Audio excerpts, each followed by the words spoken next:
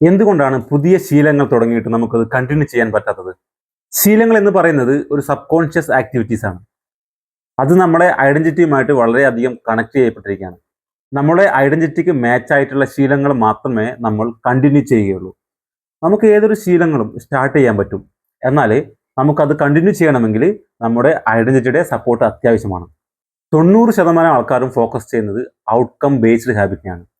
ഇവിടെ മോട്ടിവേഷനാണ് പ്രധാനമായിട്ടും നമ്മൾ ഈ ഒരു ഹാബിറ്റ് കണ്ടിന്യൂ ചെയ്യാൻ വേണ്ടിയിട്ട് നമ്മളെ സപ്പോർട്ട് ചെയ്യുന്നത്. എന്നാൽ മോട്ടിവേഷൻ ഒരിക്കലും പെർമനൻ്റ് അല്ല.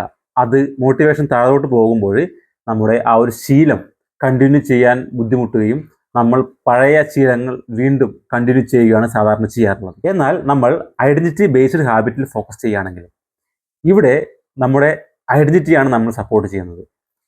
അതിനാൽ നമുക്ക് ഈസി ആയിട്ട് ആ ഒരു ശീലം നമുക്ക് കണ്ടിന്യൂ ചെയ്യാൻ സാധിക്കും. അതുവഴി നമുക്ക് ഏതൊരു വലിയ ലക്ഷ്യങ്ങളും അച്ചീവ് ചെയ്യാൻ സാധിക്കുകയും ചെയ്യും.